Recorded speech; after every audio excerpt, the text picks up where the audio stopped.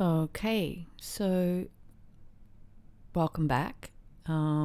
We've been looking at the question, what is the simulation? There's two parts to this podcast that have already been uploaded, which you may have heard. If not, I recommend you do that before going any further with this podcast. So what we've been able to establish, very simply, is firstly, what is a simulation? Not what is the simulation, but what is a simulation? And we've been able, in very simple terms, to say, well, it's obviously something that our consciousness is being fed that isn't true. It's something that's being simulated, but it's not the real thing. And that within that simulation, we're not just getting a simulated version of something that's true. We're getting fed lies in terms of man's understanding of what is true and what is not true. And we looked at time as being a factor and multiple other things. So we've been able to narrow that down. A simulation is an experience that we're having where our senses are impacted, our biofield is impacted by something that isn't true, and we then process that information and experience it as our reality. Now, beyond that, we've spoken about how is it that we are impacted, and how is it that this is happening? How are we as consciousness being affected, and where is it coming from? And we haven't gotten down to the actual details yet, but we've been able to conclude in simple terms that the simple fact that we're asking the questions means we can't see it. We can't see where it's coming from. And so we've narrowed that down to the radio waves, broadcast media. And we've spoken briefly on how the saturation of our airwaves is, the first port of call in terms of how we are impacted at a quantum level, at a genetic level, in an unseen way, at frequencies that are imperceptible to us, that are filled with information that is being fed to us and that we're connecting to, either voluntarily or forced, to produce this simulation, which we could call a collective simulation, making room for our individual interpretation of our own realities. Now, once we've gone that far and we're looking at, what's going on in the airwaves, well, I mean, we can sort of itemize all of that, but we'd be here a while because there's a lot happening. But I think the next important question is, well, where is it all hanging together? If you had to turn it off, where would you turn it off from? And because there's so much of it, we need to look at the first place that we can think of that it's all coming together under one roof. And the obvious answer in 2021 would be the internet. Since everybody's on it, well, most people in the developed world, and the number of people who are coming online in the undeveloped world is increasing, and they're making sure of it. So that this is where we're at. I mean, you only need to turn on your computer and you're engaging in a simulation. It's not reality that we're looking at, it's a militarized code that represents and simulates a version of reality that sort of just keeps replaying itself ad nauseum and doesn't leave much room for anything else, and can't, because the very mechanisms that make it work don't allow for it. It's not able to reproduce or simulate anything natural. I mean, even when we upload a picture of ourselves, we can't upload a body to the internet. We can only upload a representation of an image that's been taken through a camera of a body to the internet. So it's all simulated. It's all a version of something. So once we've located the internet and the streaming and mobile internet as being that first takeoff runway for all of this information to be in the airwaves, we then have to say, well, okay, so if we narrow that down, the internet's a very big place. If we narrow that down even further, where is everything coming from under one IP address? I mean, in terms of the internet, well, it's got keys and there are root zones. But within the internet, where is the place, where is the network that pulls everything together under one IP address? What is the largest network that you can think of online that has an app?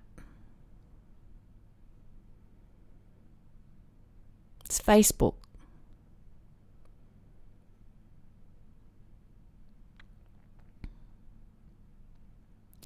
In the previous podcast, I spoke about the difficulty that some of us have in understanding how modern technology, where we're at today, could possibly be responsible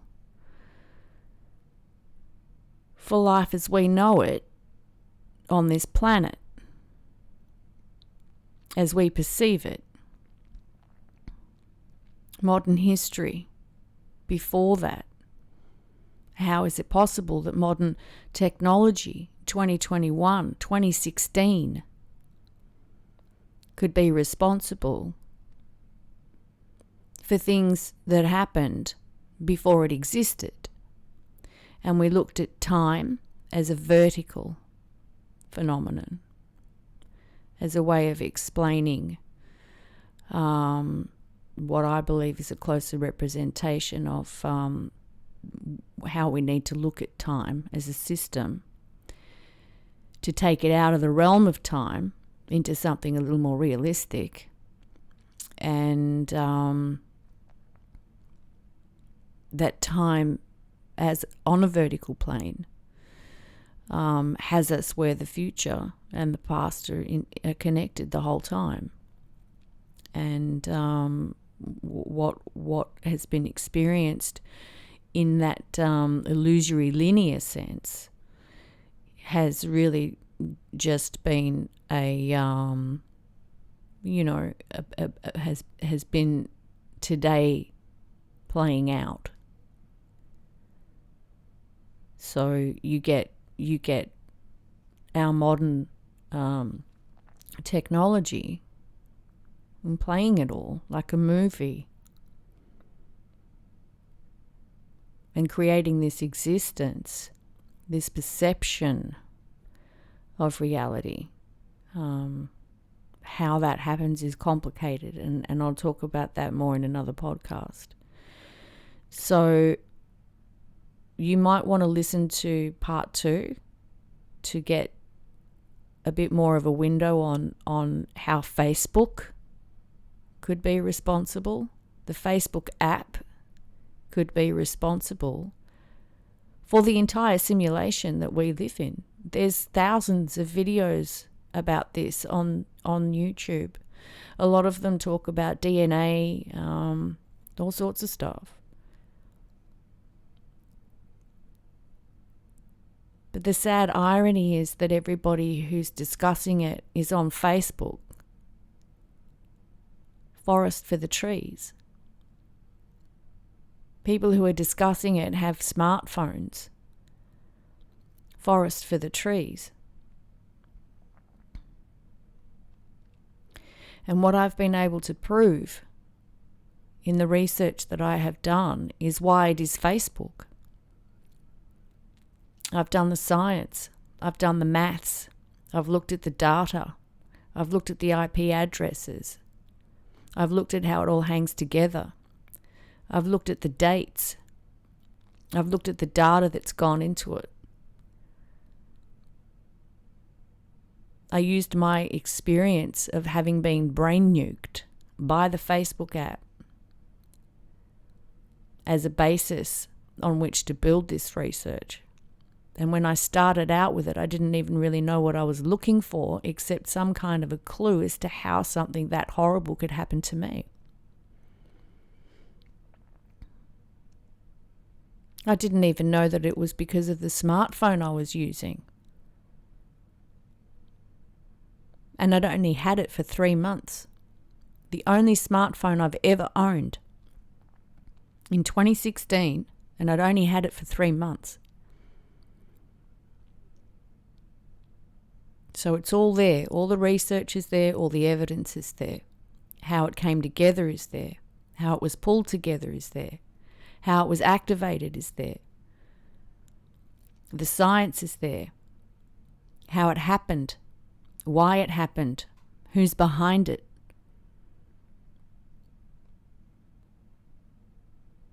Who the players were. Who hit the kill switch. What their phone numbers were. What their account numbers were. And every single time I ran this data, it came out with the same result. Oh, look, those numbers match. Oh, look, those numbers match. And there it is again, bang, those numbers match.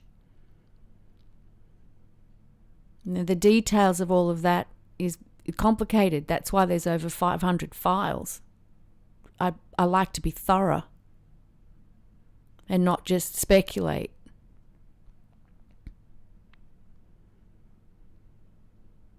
So, there it is. The Facebook app. Pretty close to 3 billion people using Facebook. Every major business, company, corporation in the world, broadcast media on Facebook. Anything and everything that is broadcasting through our airwaves on Facebook under one IP address. Content Delivery Network, AKAMAI. A-K-A-M-A-I-E. Sorry, A-K-A-M-A-I. AI, artificial intelligence. AKAMAI are a government contracted agency. They've been around for decades. The founder of AKAMAI was killed in the first plane to hit the World Trade Center towers in New York on September 11, 2001. No surprise there. They were in partnership with IBM. IBM did the 911 systems in New York. There's the answer. It's the first thing everybody thought of. The simplest answer is often the right one. The most obvious answer is often the right one. IBM.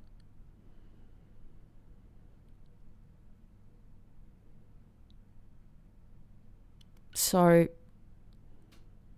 we have nearly 3 billion people on one network. It's getting close to half the global population.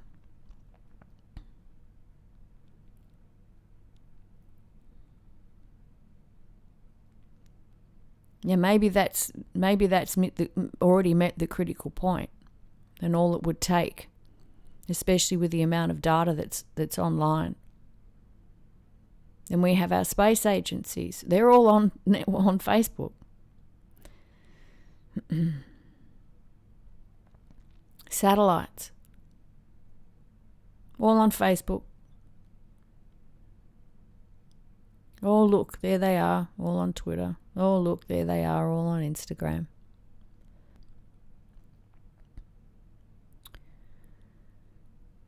So, and then there's Wikipedia. Oh, look, there they are, they're on Facebook. All under one IP address with one content delivery network. A government contracted agency, internet security company. Our data being stored on foreign servers. Irony being, well, Australia is a monarchy, not a republic. So from the outset, there's a violation of international law happening when the political definitions that we are represented by as nations are violated. We are giving our data over, our lives, our businesses, our careers, and our personal lives over to a foreign country, allies or not, and that data is being stored on foreign servers.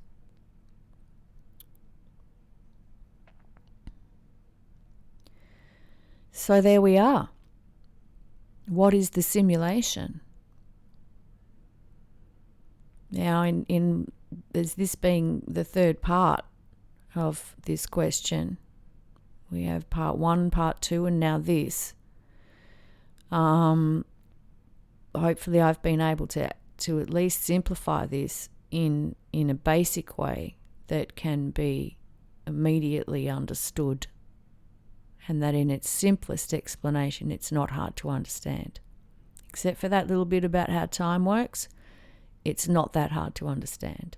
The details though, the data, that's a little tricky to get your head around, but once you see it, it's simple.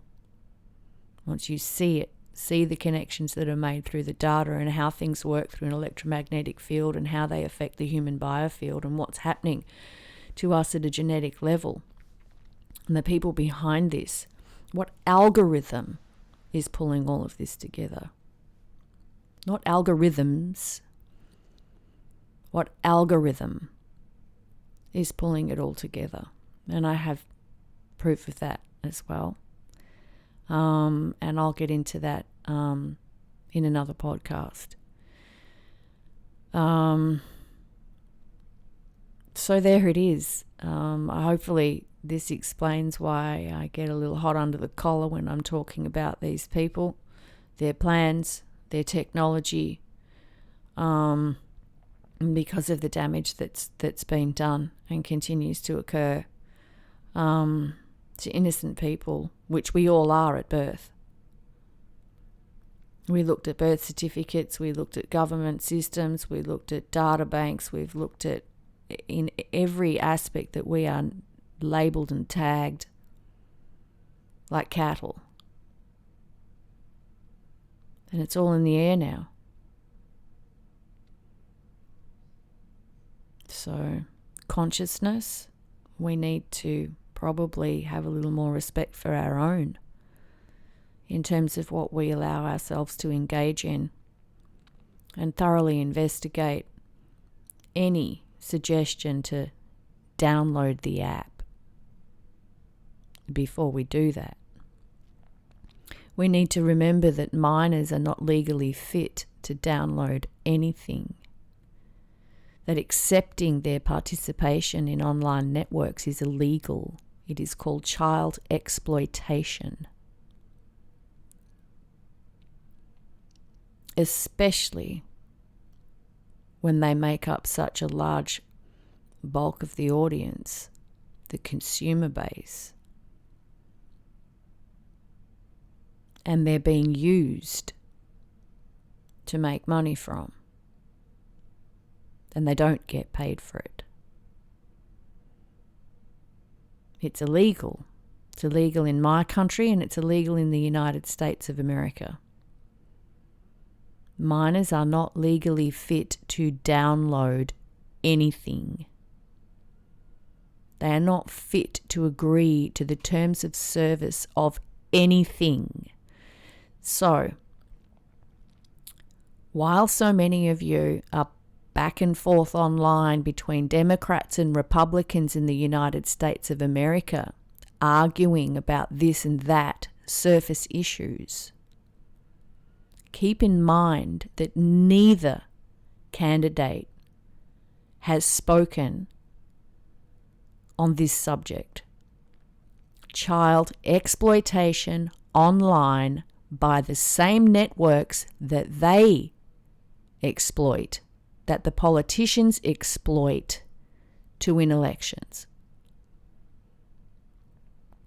In Australia, we have a Prime Minister and other parties and an opposition party who pay Mark Zuckerberg money to advertise on an American network, a republic.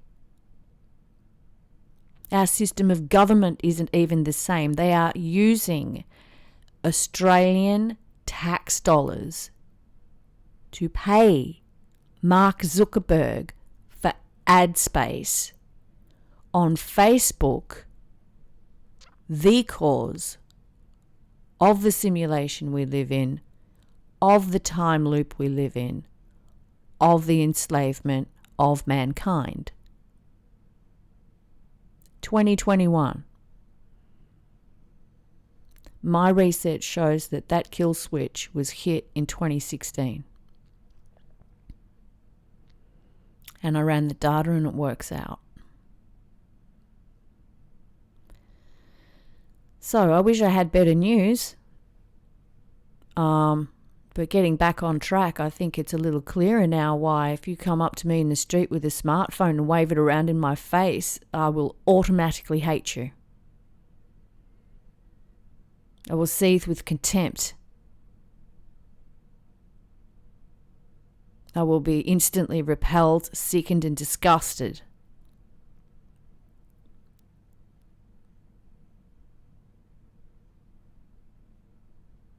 So don't do it. Nobody actually needs to carry the simulation around on their person 24/7 in their pocket. Nobody needs to do that. Not a single person needs to do that. The proof of that is that the world existed and ran fine just before they were in practical terms of how to run businesses. That was all fine before this crap existed.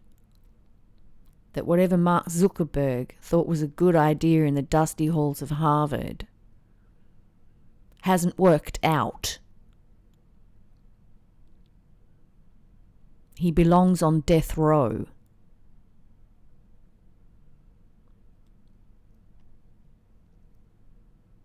I'd be happy to hear his case. So far, I haven't heard even an excuse that's good enough. So don't use them. Don't use smartphones. They're weapons. They're lethal traps. They hurt, maim, and kill other people, including yourself.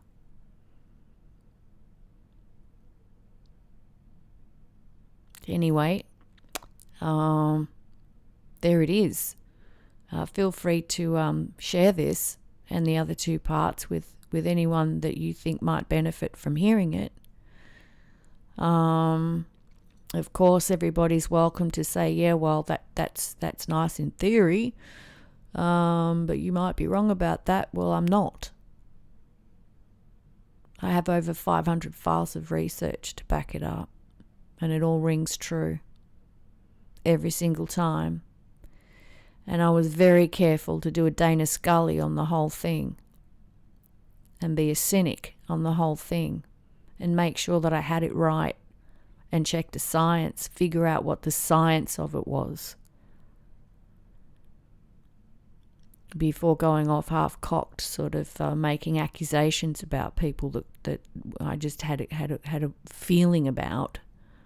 It's not a good way to approach something as serious as this. So I can assure you that the information that I have is valid and accurate. So yeah, please do share. If you could be so kind. Thank you for your time. I'll be back with more podcasts as they come up, and I will continue this series so that we can look at each part of what goes into this in a little more closely, to hopefully fill in some of the gaps, and I will try to spare you the gory details. At the end of the day, there is at least some small fraction of life that is still worth living. And as long as I'm here, I'm finding my purpose in the satisfaction that I experience in being able to speak on this without being silenced. Cheers.